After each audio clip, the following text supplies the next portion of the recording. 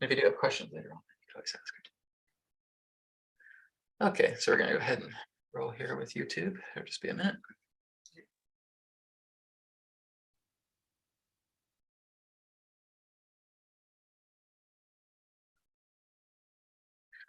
Okay, so we're going to go ahead and get started. So welcome everybody thank you everybody for being here onto Zoom. We are also simultaneously broadcasting this onto YouTube Live as well too. There'll be some more attendees coming in here very shortly.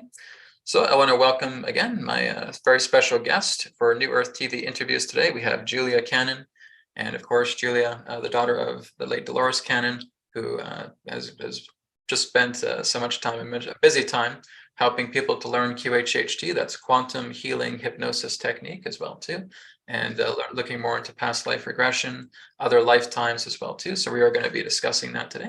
So Julia, thank you very much for joining me today. Thank you so much, Brad, for having me. I'm excited to be here. Me too. I'm glad you're here too as well. So as we get into the idea of QHHT, so for a person who's never heard of QHHT before, what is it that we're looking at? What does make this type of hypnosis different from others in that way? What is it that really stands QHHT out? Right. What really stands it out is that you are connecting to a part of yourself that has all of the answers. Regular hypnosis, you'll go into a lighter trance and you will see things. You might go into other lives, you might do these things, but you're going to be in a light place that you'll see things, but you won't get necessarily the understanding of what it relates to in this life. With QHHT, we go to that part with all of the answers so that we will be shown exactly what is necessary for us to see at this time of our life, whatever's appropriate to help us to move forward and with whatever we're doing. And we're going in at a deeper level so we can make those connections. So this was again created by your mom. So your mom was the pioneer for the QHHT. Absolutely. Now she did. I think she had like over 40 years experience with hypnosis. What caused her to kind of create it in this way, the quantum healing hypnosis? To call it that? Is that what you mean? They call it that particular term. Yeah. Yeah, and that's a funny story because we first, when she started teaching it, she was just like calling it advanced past life regression because it was much more advanced than anything else out there going into other lives. And that's all she could think of. And then one year, I think it was in 2011, we were doing a class and it was right after the demonstration. We were in the level 1 class. We do a demonstration on, how the work is done. And right after that, someone in the class says, you have to change the name of this thing. That name does not do it justice. And so we sat down afterwards, like a week later, we're like, okay, well, what should we call this? And we're looking at thinking up words and things like that. And it's like, well, we know it's healing because you get tremendous healing. When you get those answers, it brings healing. It's hypnosis. Okay. It's a technique. All right. So then we're like, okay, but what explains what ties it all together? And this is 2011. Okay. I want you to get an idea of how things change. We thought of the word quantum because it was like, well, it's like you're making this huge leap in healing and in progress and things like that. And that's what we were thinking of. So I looked online and it's like, okay, is anybody else using that word? There was one company using that word. And it's like, okay, I think it won't be confused with them. I think we'll be all right. So we started using it. And that's when we came up with the name. We tied it all together. Now we're like, look how many people are using that word quantum. So it was a time thing. Again, it's like so many things that she did. She was ahead of her time and it was about understanding these things. Quantum also means minute. So it's really encompasses both because you're working on this very minute stage of your body, of your system, of your life, but then you make huge advances. So it covers both. Well, Dolores was talking about instantaneous healing that would take place in healing and in the hypnosis as well too. So what would be the process of making that happen? If you're getting a person basically in a state of regression, what would be the process of them going into a state of instantaneous healing? Yeah, well, they're getting these answers. They go to this part of themselves. First, they're shown things that are relative to their life now, or relevant to their life now. And like I said, when you get that understanding, you get perspective, you get things like that. And see, things that are going on in the body, if you have illnesses, issues, anything physical, aches, pains, illnesses, it's relating to something. All right. And so as we get these answers, then that's where you see things differently. You see things more clearly. And with that shifting of that, as well as going on with your life and doing it with a new framework of mentality, that shifts what your body is doing. So your body won't be in that state anymore. It's the illness that happened took place with a mentality, a different mentality than what you'll have after a session. Because when you get those answers, as I was saying, answers bring healing. And that's where that can happen. And when you're in that vibration, you're at the same vibration of the healing. When you're in a session, you're at that same vibration. So that's why it's instantaneous. Now it's up to you to continue doing whatever is necessary to keep you in that state of frequency, which is usually just a shifting of the mind. And all of those answers come in the session of what to do. So can it be any particular ailment that a person has that they can basically have taken care of? Anything. Yeah. You just get to why. Why is it there? Yes. We are the ones, we create the illness. And that's step one, to understand. We create the illness. It's delivering a message, but let's just look at, we create the illness. So if we are powerful enough, our minds are powerful enough to create it, then we can change it. See, if we can make it, then we can change it. We can fix it. We can heal it. And the healing comes just by understanding what it is. When you get that understanding, you no longer need it and it goes away.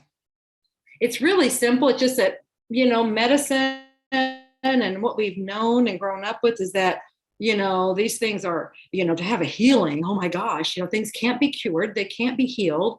So that's unheard of. You have to go do these other methods and get outside help, and you can't ever fix it. That's what we're taught to believe. But what I'm telling you is, and what we've learned is that that's not the case. It's just information trying to come through. And once you understand it, it will go away. It's very simply that. And when it goes away, see, you're healed. It's just simple. So like, what is the range of a person that can go into the hypnosis? Do they have to be a certain type of person to go into a hypnotic state? Can anybody really go into the QHHT expression to heal and all that? Anybody can, but yeah, it's a matter of being open-minded, allowing, no expectations. If you have expectations, you're going to tend to shut yourself down because it may not go the way you think it should go. And as soon as it doesn't go the way you think it should go, your conscious mind is in there monitoring all the time, going, it's not working, shut down. So that's where we say no expectations. Just go in with a completely open mind and look at it as an adventure. And it's like, let's see what happens. Whatever happens is fun. Let's just go with it. And you'll get your best results by doing that. And as far as who can be, anybody can be. Everybody is hypnotized most of the time anyway. Right. So it's not like there's some people say, well, I can't be hypnotized. No, everybody can be. It's, will you allow yourself to work in this process? Just to be completely open. What comes down. Go with the flow. Yeah, and allow. Now, Dolores talked a lot about the somnambulistic level of trance. Can you talk a lot about that? Because she used that term quite a bit. Here's the somnambulistic level of trance. So what does that mean exactly? Well, and it's often confused. And so I thank you for asking that, because it's even our own practitioners get it confused. Because of the way she says it in a sentence, they think she means that's when you drop off the deep end and you don't remember anything. But she was actually talking about two different things. It's just the way she said it makes you just kind of assume that. Somnambulistic level in QHHT is when you take on the personality of the other life. So you're going into another life and you're being that actual person. You are actually, yes, you're taking on the personality. You think the thoughts, the knowings, you are that person. Okay, so that's when you're in that. Now you can be aware of what's going on and still be in that state. People think, I have to be completely out to be in that state. No, you just have to know. I mean, I'm one of those people. I was very aware. I'm always aware. And it's like, well, it's not, it must not be working for me. I must be staying in a light level. And then when I fully understood that part of it, it's like, well, wait a minute. I was aware, but I knew what that person was thinking. I know how they feel. You feel the body, you are in that personality. You understand it. See, that's what it means. You're taking that on. That's somnambulism. Oh, very good. It's kind of similar like when I was channeling Adronis, because I channel in that way, Okay. and I would be him. Yeah, So absolutely. the idea that you were, and that would be the idea of the somnambulistic. So when she would use that term somnambulist, I thought, okay, well, maybe you're just going into deep trance and you're not aware of things, and it's kind of like you're on autopilot and there's a voice just coming through you. Right. That was my interpretation, so I'm glad you cleared that up as well too. Yeah. And that's just, those are just talking about different levels of it's not even the trance, it's more like where the person is. It's like, and with humanity, the way your alignment in that way, right? Exactly. And it's more of like this person that's willing to let go. Back when, in those times when mom was doing that and she would have those experiences with people, what we've been told now by the higher selves of people is because of the advancement of where we are. I mean, humanity has been developing, so we are different now than we were 40, 50 years ago. Right. We just are, humanity is. And it said back then, conscious minds could not handle the information. So that's why they had to go into this amnesic state, to be unconscious, we'll call it. And so then the information would come through and then they'd hear it later on a recording because they couldn't process it. All right. That was just the way it was. Now we have developed so much, our minds can handle concepts they could not handle 10, 20 years ago, much less 40, 50 years ago. Okay. So, or the minds of those times couldn't handle the concepts that we would handle now. Does that make sense? Yes, sometimes I don't hear myself what I'm saying. So, and it's understanding and grasping those. So see, we can grasp things that we could not grasp back then. And that's what you want to look at. And because of that, that's where we're saying we can be more aware while this information is coming through. And that's what our higher selves want. They want us to be aware so that we can do things like channeling. We can bring that information in and not be afraid of it. Be participants with it. So Dolores also talked about the idea of going into the infinite intelligence, right? As she called it, the subconscious, right? Mm-hmm. And she said that, yeah, we need to go into a past life. We need that person to go through the death experience. Mm-hmm. And then as they go into the death experience, they go into that. So that's basically the way of doing it. It's just that's the way we do it in QHHT, but not everybody does it that way. It's like that will be the standard. You'll go through a life and you'll go through a death, and then now you can go on to this other part.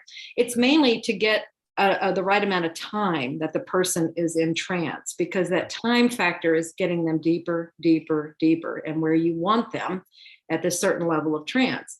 Some people get there very quickly, so they might do it sooner. That's fine. Some people, they do it immediately. I mean, it depends on the person. That's where the practitioner is being taught what to watch for, how, and then you work with that client and see where they are. You don't have to make everybody go through another life. They may not. Some people don't have lives that they need to go to. Everybody has lives, but they may not be pertinent. See, if they go to a life, it's because this is what we see now. Okay, when you're talking about what we teach, that's the foundation. That was coming from the process from when she was learning it. Does that, if that makes sense? Yes, it does. As we keep advancing, see, we go into these places and these states faster. So that's where we still teach it the same way, because we need that foundation. But then we teach our students how to maneuver from that, when is your person doing something else, and now what do you do?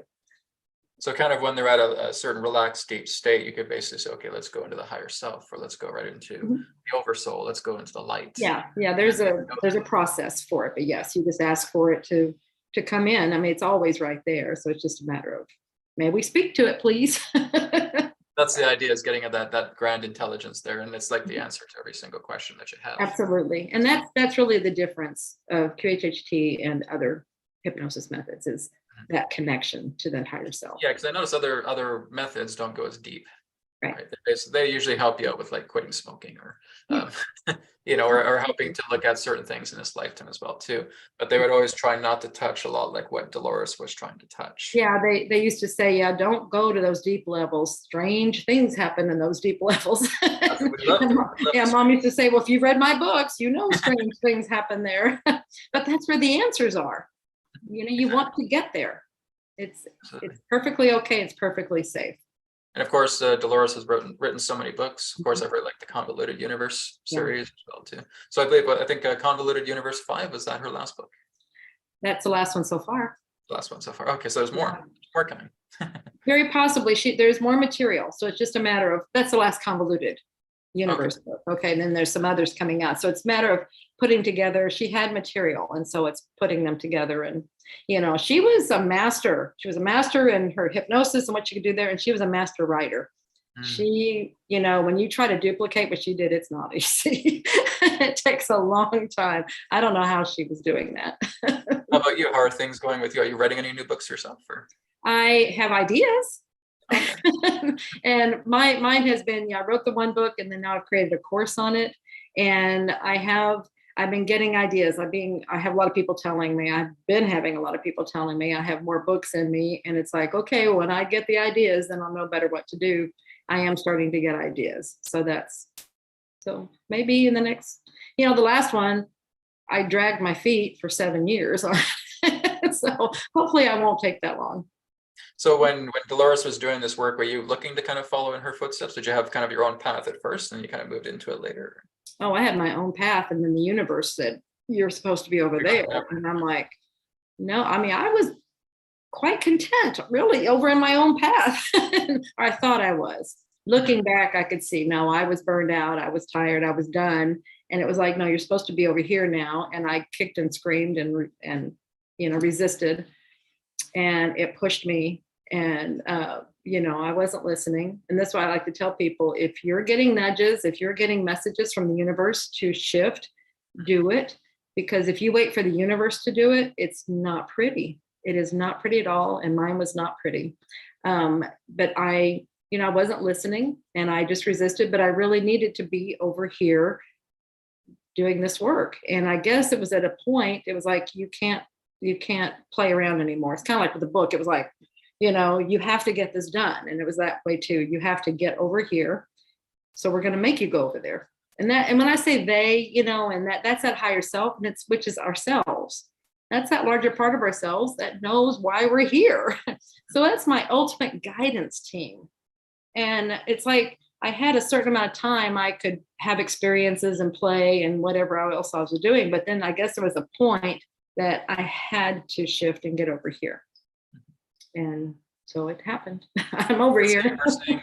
We're seeing on YouTube a lot of people who are QHHT practitioners and are putting up videos, all that stuff of their sessions. Have you seen some of with I've seen some, not many, but how are they doing from your perspective?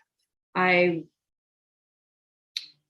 don't know who you're talking about. So I've just seen some. Yeah, I'd have to see who.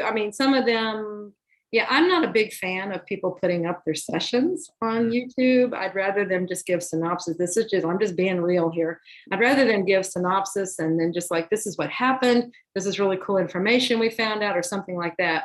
When they put the actual session out there and people watch that, then they think, okay, that's what has to happen in a session. This is what's supposed to be like. And that builds expectations. And what did I say about expectations in the beginning? If you have expectation, it's not going like one did on YouTube. Oh no, it's not working. And that conscious mind will shut it down every time. Right. So yeah, I see a few random ones every now and then. Like, I'm not too sure who's doing it, but I just kind of see the videos popping up and all that.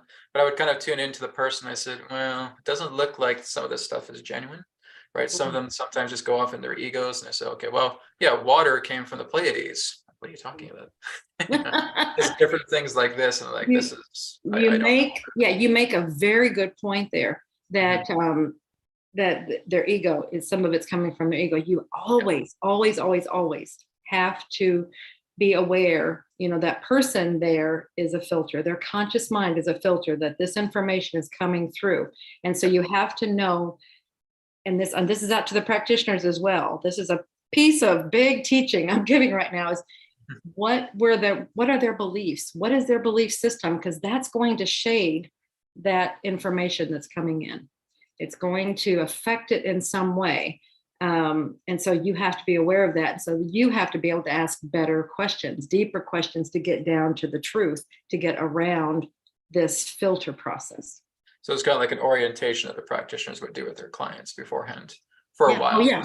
Yeah, there's an interview that's done ahead of time that, where the practitioner gets to know the client very, very well. So that's a big part of, is understanding.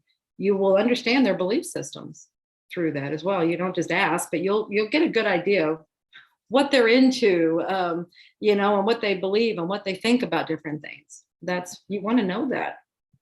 So looking into the past life regression, like when you're doing your sessions, do you still bring people into their past life, or are we saying, okay, we're going to try this new route? Like maybe we'll there's no new route. It's always the same technique. It's just the higher self is always in charge. Yes. I'm not doing anything. They're in charge, and they will take the person to whatever is appropriate for them to see. If they need to see another life to give them information about what's going on in this life or whatever, then they will go to another life. If there isn't anything there that's important or relevant to this life, they won't go to another life. And that's what we see. A lot of times people are not going there. They might go into this life as a child in this life or something, that there may be some little stuff that's left there that needs to be settled or looked at. And then they go to where they're really from, or, other planets or other dimensions. It's like, then it wants to show them like, hey, this is who you really are. And this is why you feel the way you do here. Maybe why you feel out of place, or why you, whatever. And Julia, Dolores would always talk about clearing karma, right? Karma was the biggest thing that you had to clear away to really get out of all the stuff that you're going through as well too. Yeah, and that's where many times that's what you're looking at when you're going into other lives. You're looking at the karma that maybe was still moving through, and then that's like, okay, this is relevant to this life because you're working on that. See how that applied here. See, that's where you could see it and you could get that perspective. We don't have that much karma that's being worked out anymore. It's like so it's disappearing quite fast. Yes. Yeah, I can't remember what year it was, but it's been a while back. I got the message, it was done, and now, it's like it was up to us to step off that wheel. And if anything that appeared like karma was just a habit, it was just things that we were doing because we were used to doing it. And it was literally, they showed me like a treadmill, and it was like, well, it's your choice if you want to stay on that or you want to get off. And it was like, so I stepped off it, and they're like, okay, there you go, done. I'm like, it's what? It's that simple? I'm like, it's that simple. You just stepped off the wheel. And that's all it is. It's all you have to do. I'm working with something called Yoga Nidra, right? So it's not QHHT, but it basically involves a certain point where you're doing body scanning, right? You're scanning the entire body, you're being aware of it, and you can take people into it. So I'm kind of incorporating certain things like what I've learned from Dolores, because I had the good fortune of being able to talk to her with you guys at an online event. We were doing something with Portal to Ascension. I think it was like 2013, 2014 around there. And got to do a little emceeing with her. That was always a thrill to me, because I was always a big fan of Dolores with all the stuff that she was doing as well too. So I'm noticing a lot of things as well too, as I'm doing something like with Yoga Nidra as well too, incorporating that. One of the things that Dolores really talked about was always interesting was the 3 waves of volunteers. Right. And those are, of course, part of her books as well too. Are you still getting that kind of similar information as you go through sessions as well too? Like, the 3 waves of volunteers, the new children that are coming in. It's like, okay, this is why they came in. This is what they've been doing.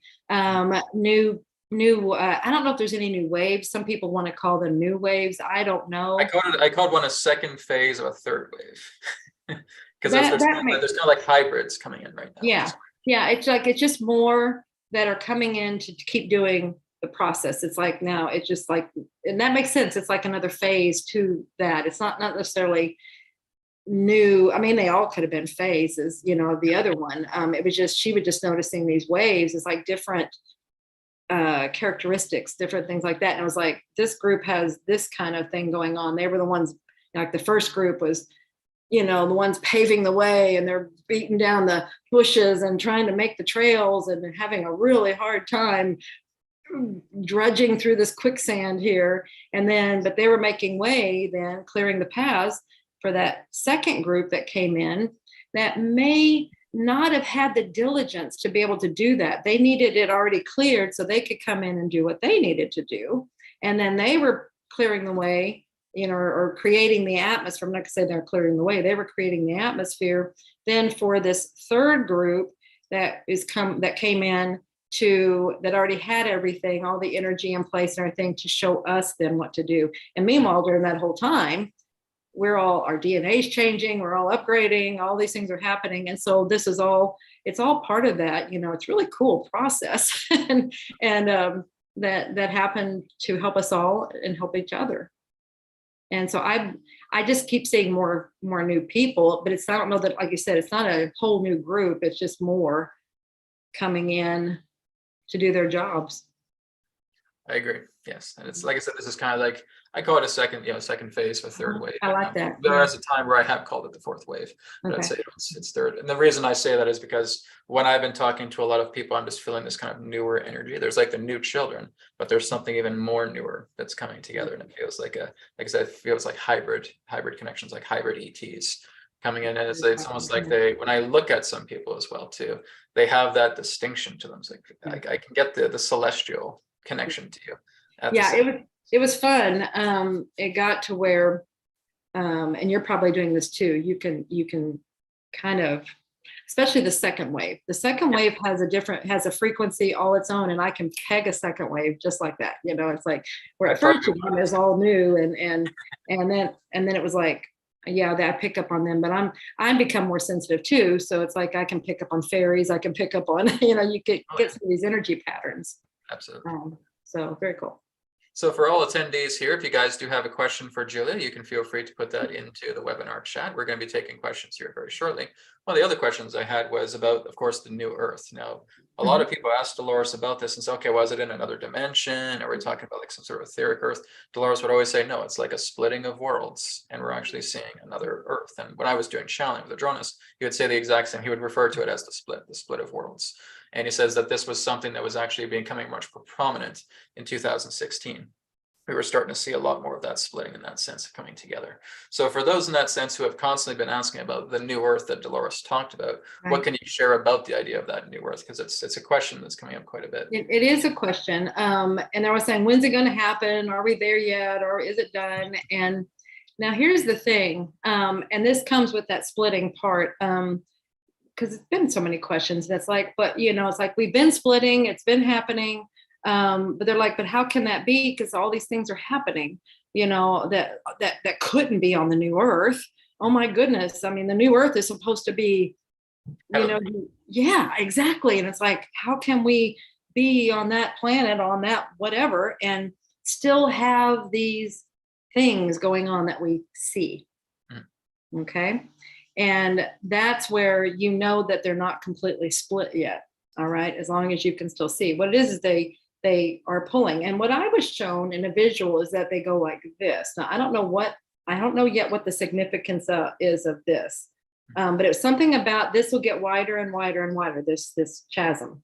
At first it was like this, and that's where we're in among everything. It's like there was no way to know which one you were on and things like that. But as we, at the time, it just keeps pulling further apart. But you have this, and maybe that's that connection where you can still keep going in there. I don't know. I'm still always getting information. What was really significant that was given to me, though, and it made sense with what Mom got, was that, like you were saying, if you noticed how you did it, you went like that. Okay, so there's like this film in there. Yes. Before it goes like this, before like a cellular mitosis, like a cell dividing. Yes, right. And as it's doing that, see, we're in here. We're all over the place. There's many of us are on we'll call this one the 3D Earth, the old Earth. This one the whatever level, 5D we'll call it for the new Earth. And it's over here, and it has its wonderful, beautiful light energy. This one's heavy, dense. And at its core, it's drama, major drama. That's probably the best way to describe and to recognize the 3D Earth, okay, is major drama. and everything that goes with it. Okay, and then you have all this mitosis in between. Okay, so you have all this variances, and they're like, we're all over the place. We're in here everywhere. Okay, some of us are already over here, some of us are already over here, and a lot of us are right in the middle. Every choice we make moves us one way or the other. Every time we make a decision, we make a choice, we're moving one way or the other. See how that's so? See, there, it's up to us. This is why it's a very personal development. It's a very personal thing that we do. It's not like, okay, on this day, snap, it'll all be done. We're all moving back and forth in there, making our choices. And I asked them, I said, okay, so at what point does it actually split? Do we not become, we're not aware of the other anymore? And they said at the point that there's no more in that middle section, then it can finish doing that business and complete. But while it's still going through that, see, we have lots of choices. We are still aware of what's going on the other. And that's why we can see in that heavy drama, heavy density. The thing you have to ask yourself is it really in my world? Is it really affecting me? Is it in my world on a day-to-day basis? And because if we give our emotions to it, if we get drawn into it, then we're moving that direction. That's what we're doing. And so we make a choice. It's like, that's, I don't choose to get engulfed in that. I choose to whatever, you always make choices. So I want to be in the drama. Do I want to get drawn in, or do I want to make my own decisions, or, make the higher choice for myself? It's always about for yourself. Do what's right for you in that moment. And it's moment to moment to moment. And that's what will move you. But you're moving back and forth. And if you're wanting to be over here, then your choices, you're gradually, but you're doing this back and forth business. And that's why you can still see these things. It will be soon. You won't be aware of them. What you'll start noticing, this is which is so amazing, is I have this thing I say, it's not in my world, not in my world if something happens. And what I'm noticing now is I'm really not aware of many things. They really aren't in my world. People say something about, I'm like, I have no idea what you're talking about. So see, that works. And it's like, and am I harmed? Some people say, oh, well, you got your head in the sand, you're not aware, you're just being a silly Pollyanna. But you know what? I'm happy. Is it really harming me to not know that, to not know whatever, so those are choices. That's a choice I make. And that's a choice for each one of us to make. What do I want in my life?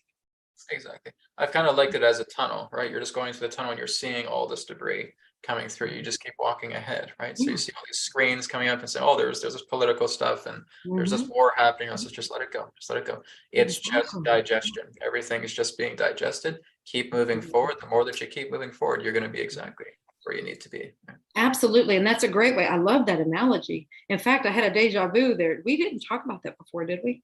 That really felt deja vu-ish. But it's like we create this. I mean, we create everything that's around us. So I call that distraction or interference, and it's just this stuff trying to grab our attention. And like I said, it's just focusing. This is where I'm going. This is what I'm doing. Yeah, you're choosing that as a challenge for yourself to whether you're going to grab onto it or not.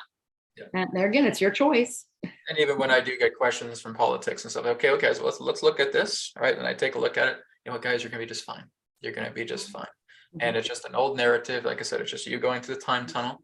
Let everything go through. Just keep moving forward and you're going to be fine. So like I said, a lot of people talk about this. It is such a very big question about the new earth because Dolores really kind of put that out to the community.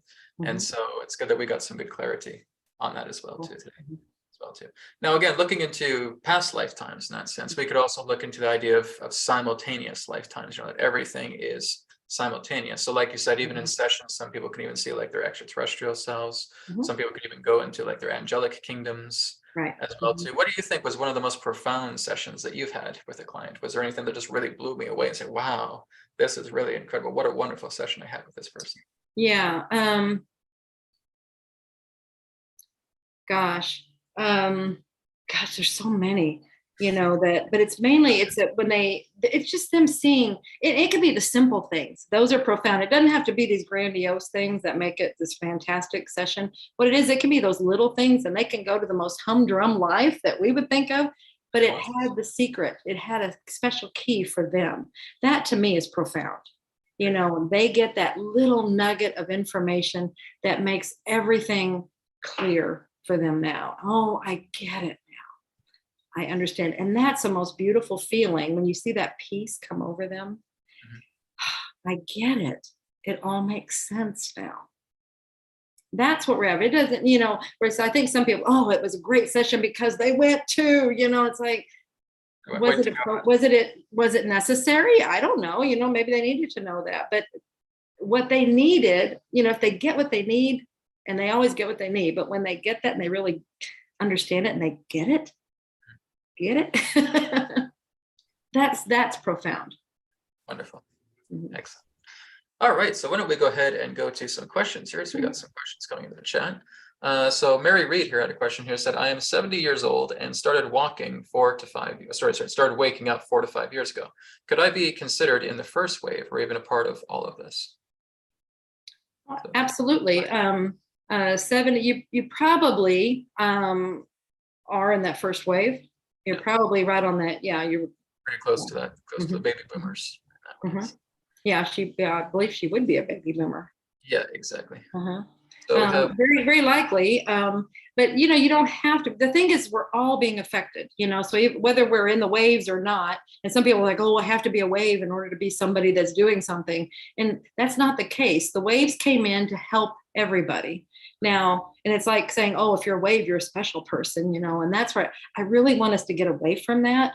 It's because it's like those are these cliques, and I mean, there's the grid workers, there's all kinds of different ones coming in. Yeah, rainbow children, right?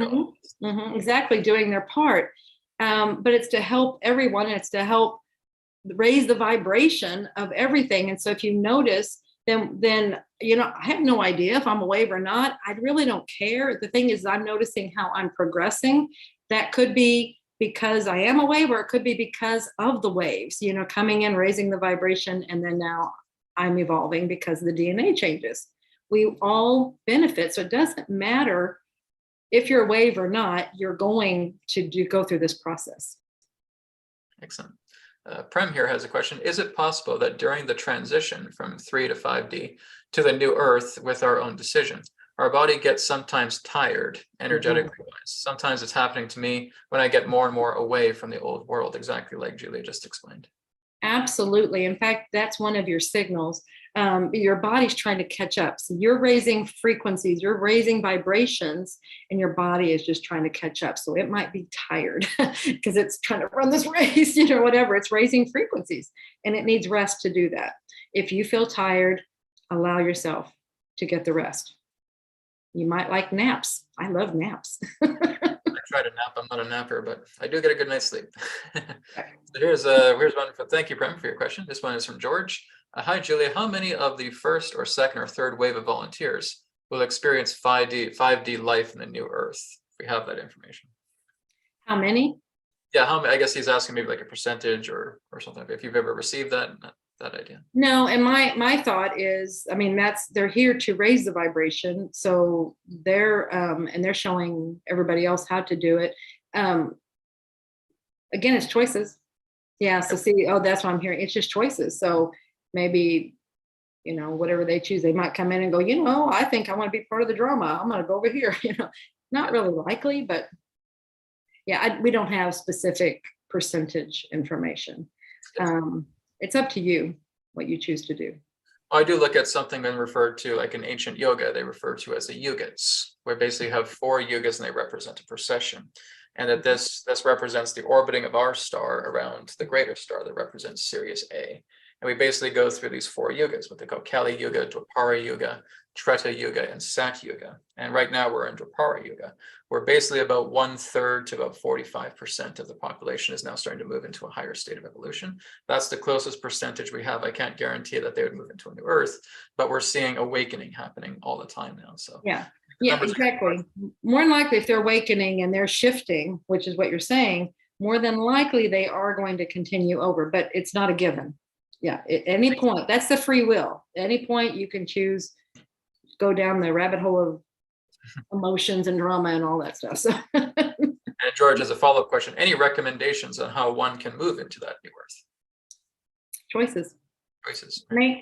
Whenever you have a choice, whenever you have a decision, just look at, where's it coming from? Is it from a fear? Like fear is a big one. That's a big indicator. If something is underlined with fear, that's 3D. That's what I'm talking about, that drama and all that. When they have those heavy energies, if it has that feel about it, then that's the 3D. If it has light feel about it, that's the 5D. So if you have choices coming up, or if what should I do? What should, as long as you make that higher one, then you're moving in that direction. It's not saying good, bad, right, or wrong. We things happen and we get pulled over here. It's just recognizing it. And then, okay, well, I choose to reframe that experience. And I think I'll remember it a different way. I'm not going to get caught up in all the heavy emotions around that. See, that's where we're shifting back and forth. It's all our choices. So what you do is you pay attention to what this is thinking. Be very mindful of the thoughts you're thinking, the words you're putting out, the vibrations you're putting out. Exactly. Here's one from Mary. Mary says, are there other signals that we can recognize, or what we can do to ensure we are on the path heading to the new earth as our body transitions? Such an exciting time we're in. I agree. I always said, in my world, God wins. Thank you for clarifying. Other signals. Synchronicities are a wonderful signal. When you're moving in the path that you want to be on, where you feel good about it and you're on the way that you want to go, things align. They just move in so beautifully and it just flows. So I would say the state of flow is one of your greatest indicators, and synchronicities is what shows you that flow. When you keep hitting walls, it's like, that's not the way to go. See, that's what's telling you you're not on the right path for you. You want to shift in alignment, shift whatever you shift to the flow side. And sometimes you have to go, you know what, I give up.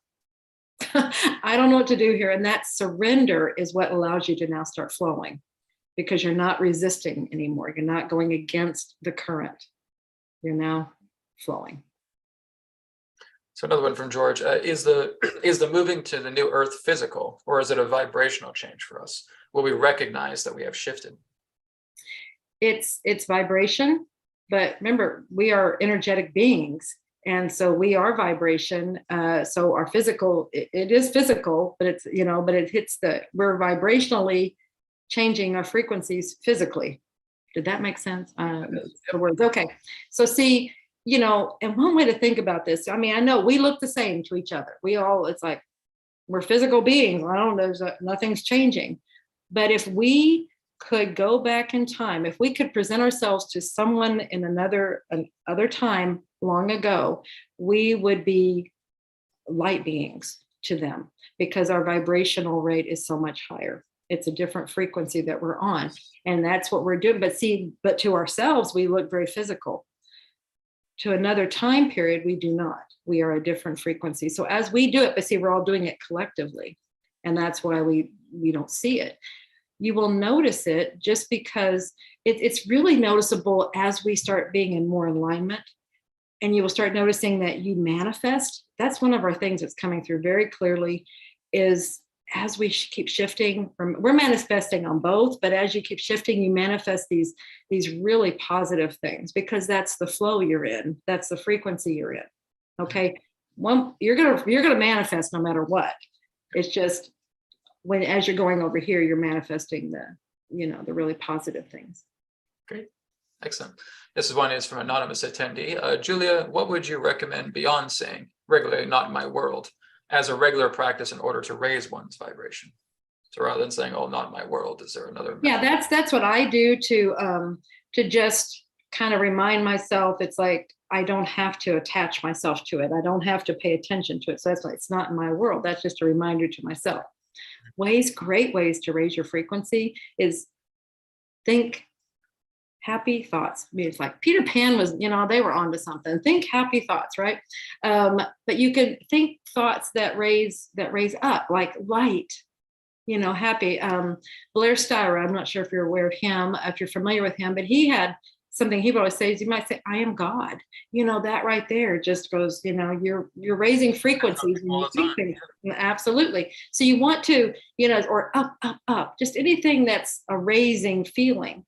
And they will do that. They will bring you up. I also say, guys, use the breath, right? Work with your breath work. Do pranayama breath control. Absolutely. As you start breathing in, breathing out, even if you just do a certain rhythm as well, too, you stimulate the parasympathetic nervous system. As you do that, you feel relaxed, you feel calm, you feel centered. Yeah.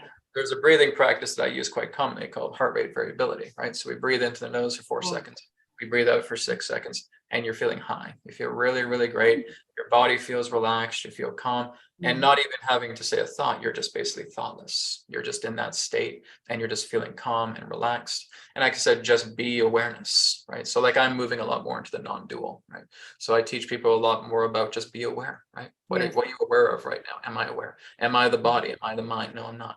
What am I? I'm awareness. I'm consciousness, right? Absolutely. So that too is like the grandest shift beyond the mind, where you just go and you know that you are God, know that you are the self. Absolutely. If you'll notice, like when you're in a fear state, you'll pay attention to your breath. It's very shallow if you're breathing at all. Usually it's, everything is constricted because you're getting ready for something. So that's one of the best ways to shift you from that, is to take a deep breath, because it allows you to shift out of that thought for that second, even for a second. And so, and like you're saying, then in that doing that, just keep taking a breath, and that starts allowing you to relax. And now you've already shifted yourself out of that primal energy. Now, of course, Dolores was going across the world, so she was teaching a lot of people. Like I said, I think there was one interview where she was teaching people in Russia as well too, doctors, about her new technique as well too. How far has Dolores's message reached? Because it looks like it's been going quite globally. Everywhere. I mean, it's everywhere. I think. Well, and I've been traveling all over the world too. Man, in 2019, oh my gosh, I think I was on every continent except Antarctica. That's what it felt like. I'm pretty sure, but it's pretty much everywhere. I mean, this is all over the world, maybe just not the poles. Wow. She's been talking to pretty much every type of, like, even doctors are trying to move into her technique to basically use that as new types of medicine. So, right. So yeah, it's so beautiful to see people wake up, because they're like, why am I? But see, one of the things I want them to understand, because I was a registered nurse, and that was like, and then the universe is saying, you gotta go out of this and be this. And it was like, I don't understand that. This is what I wanted to do all my life. And then whenever the universe pushed me out of it, and like I said, I was kicking and screaming, I had to wrap my head around what was happening. It's like, what's going on? And then I finally got it. This is what I was supposed to be doing all along. Nursing is what made sense to me, because it's all we had in the world in that healing arena. And doctors, I bet, are in the same thing. If they were called to be a doctor, it was probably that same thing. They wanted to help people. They want to do things, where now they're like, this is not the world that I signed up for. That's not what the medicine I wanted to do, the healing, the helping people I wanted to do. And that's where many of them are coming over to, because they want to help people help themselves. That's really what you're doing when you get into medicine. When you get into that helping industry, you are wanting to truly help people to help themselves and to heal. Yeah, not get on whatever else is going on out there. Did you have another question? No, I think I'm good. I'm looking at forums. Okay. I'm just asking if Brianna had a question for you. No, that's great. I think there's another question that popped up here in the chat. But yeah, I've always been really appreciative of how far Dolores has reached, because I'm starting to learn to do that myself eventually, do some traveling and just share the good message. Here's one from Mary again. On clear nights, I usually see a light or star that will move around when I watch. No one believes me, but it happens sometimes. Do you know if this happens to others? I've been told it's my star family and my angel. Any thoughts on that? Oh, yeah. Yeah, that's cool. Tap into it, Mary. Just mentally tap into it. Open yourself up to receive any messages from it. I have some of those stars myself that I'll notice. And I got a message one night. I was looking at it, and all of a sudden I got this download that was actually a ship. Many times they're ships, okay, and that's why there's something. But what I got was that I was also on that ship.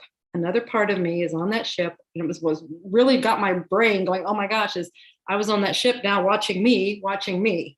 Okay. So, that's when you kind of go, oh my gosh. So if there's something catching your attention, there's a reason. So just be open to it and see what it has to say to you. Well, that's exactly what happened to me when I first started channeling. So I was talking to Adronis, and Mhm. I thought that I was going crazy because I was getting all these messages. I was getting all these downloads saying, am I losing my mind? Am I going out here? So I went out to my balcony and I just said a prayer to the sky. I just said, if there's any ships out there, if there's anybody that's present who can just show yourselves to me, just so I know I'm not getting crazy, it would be the biggest help to me. Please just show yourself. 5 seconds later, this star waved right out of the sky and just shot right across the sky. Less than Cool. 30 seconds. My ex-wife at the time saw it with me and said, I prayed for that. I prayed for that. Your mind, you're insane, right? So, Mhm.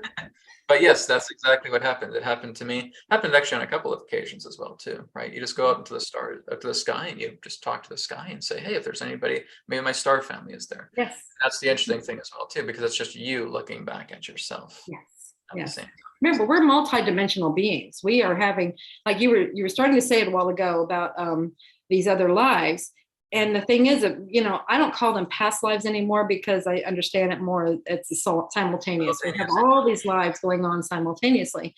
So to call it a past life, that was just the understanding. That's how we had the linear time before. Now we understand it's not like that. So we can grasp the simultaneous time and simultaneous lives. And so that's where one of your lives, you're on a ship, you're on a craft, and you're watching Earth, you're doing these things. In another life, you're here having this experience. And in another life, you're somewhere else doing whatever. But that's so cool. This is where we're going, and where we are is we're able to connect some of these. It's not like we're not supposed to connect them all, but we were becoming more aware. It said we will start knowing about, I was told that very soon we will be aware of up to eight lives at once. So like to me, that's kind of like when we go into hypnosis, we're aware of the life we're laying here doing this, and then we're also aware of this other life that we go visit. Okay, so there's two at once. And then as we start getting these glimpses, see, that's where we're becoming aware of other lives, but still living this one. Because they got to do it gradually. Eventually, I guess we'll know about many more. But can you imagine? There's like confusing.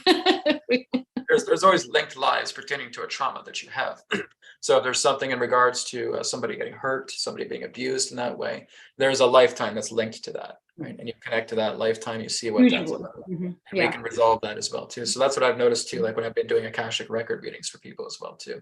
I will look at lifetimes for them. I'll tell them about it. So, oh my God, that makes so much sense because this is exactly what I'm going through in this lifetime. So yeah, that's the relationship. Exactly. It's like the chain, right? The chain. Absolutely. And that's why I'm saying if there's something pertinent in another life that's relative or relevant to this life, you will be shown it. And it might be something like that. It's like, why is this going on? And they'll say, well, this is where it's coming from. Maybe it was the opposite direction in another life. So now it's flipped or whatever. You're still trying to learn something, whatever, but you'll get the understanding. That's the beautiful thing. You see where it's coming from, you get the understanding. And then you know how to go forward. Well, that's what the higher self comes in and tells you, this is what this is all about. And this is where you go with it.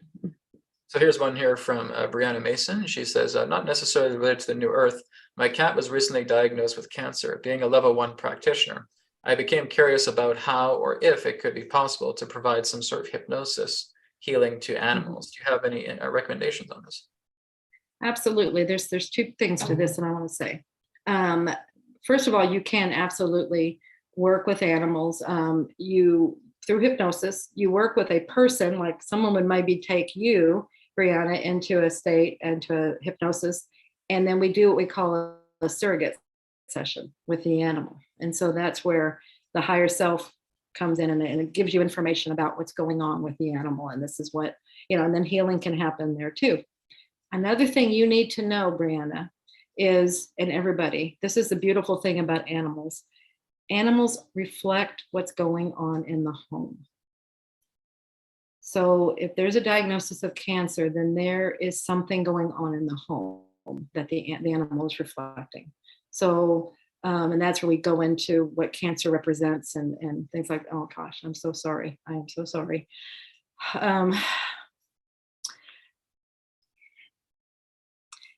But when you work on the situation that the animal is reflecting, when you deal with that, you take care of that, the cat will shift. It's just a message. They're just showing you, they're just trying to make you aware of what's happening and what's going on. You're not listening. It's somebody is not listening to the messages. See, this is why, remember in the beginning, we were talking about illnesses and things. It's information for us to learn from. It's messages. And once we get the understanding of what it's about, it goes away. Well, if we don't listen, it goes to other areas of our lives so that we will pay attention. And our beloved pets, we pay attention to them. If we don't care about ourselves and we're not paying attention to ourselves, we will pay attention to these beautiful animals. And that tugs at our heart and gets to the heart of the matter. And anyway, yeah, It's good that we know a way to work with the animals. Absolutely, absolutely. There's several ways there. Great. So thank you, Brandon, for that question. Here's one here from Marnie. Marnie says, can you suggest how to bridge the gap between being aware and those we're estranged from, who are not aware but are important to us, like friends or family, to bridge a gap between them?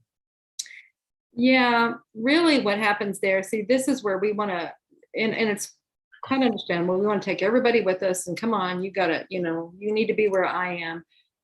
But the other people in our lives have very important roles to play. Sometimes they're not being aware is helping us to be more aware. So see, we all play roles in each other's lives. And sometimes it seems they're not aware, but they're more aware than you realize. They're paying attention to maybe what you're going through, and they're just not vocalizing it. Or, really the best thing is for you just to do what you know is right for you. It's not about, we're not trying to convert anybody. It's not about that. It's just you live your truth. And then if others are ready and they want to, then they will see what you're doing and they will learn from that. And they'll just start shifting, based on what you're doing. They may ask you, they may never ask you, but they will be influenced. You do what you know is right for you. Then that gives everybody in your sphere permission to be their true authentic selves and do what's right for them. So see, there's so many more angles to all of this, but it's really about you being true to yourself and living your life. Exactly. Okay, I think we're going to end on this last question here from Sailesh. Sailesh has a question. On 3 occasions, I have tried to be put under hypnosis and it has not been possible for the practitioners to do so. Can you comment on this, please? Yeah, I need a lot more information. Twice in person and twice online. So 4 times altogether. Well, first of all, QHHT can only be done in person. Okay, because we go to that nice deep level, and this is one of your reasons. Usually, if you have a lot of trouble getting into a state, it's because there's a trust level that has to be there. You have to trust your practitioner. It has to be that trust and rapport, and so that's why we have an extensive interview in the beginning, is so that we can get to know that client. We're building this trust there, and then that client will feel safe to be able to go into this unknown arena. There's a lot of fear there. The conscious mind doesn't know what's going to happen, and it's scared to death, and it's going to keep hanging on. But if it trusts that practitioner, then that's the first step of allowing. Remember I said that you got to allow. And so that's the first step to allowing. So there's a lot of parts that happen in there to make you feel more comfortable, to make you feel safe, so that's my first thing. Without any more information, it's really difficult for me to say. I don't know. There's so many things that happen in the session. I can't just go, yeah, this is what it was. Right. But that's your biggest number one thing. Trust has to be developed. And so people can learn QHHT online. Absolutely. Yeah, you learn QHHT online. You do not do QHHT online. There are some practices that you can, just not with QHHT. So. Right. Very good. Well, Julia, thank you so much. How can people reach out to you? Is there a website they can go to talk to you? Or? Yeah, absolutely. If you go to QHHTofficial.com, you'll get everything you need to know on QHHT, and then that has contact information there. But it has all the course information and how to find practitioners if you want to have a session. So everything you need to know. Do you have any events coming up for anybody that they? Yes, thank you. Yeah, thank you for asking. We have a reunion coming up in February. And it's a QHHT practitioner reunion, but you do not have to be a practitioner to come. And so it's like a place to come together of like-minded people. So that's where we're creating it. It's in Kauai, Hawaii, February 2nd to 6th. All the information is on that website again, QHHTofficial.com. And we'd love to have you come join us. It'd be fun. Great. Well, Julia, thank you so much for being here today. It was great to share your wisdom with all of us. A lot of us are curious about what Dolores left behind with QHHT, and I'm so glad that you're continuing on her work and adding your own flavor to it as well too. So much love and blessings to you, Julia. Thank you for coming on. Thank you, everybody, for being a part of this today, enjoying the New Earth TV interviews, and I will see you all next time. Thank you again, Julia. Blessings to you. Thank you so much. All right.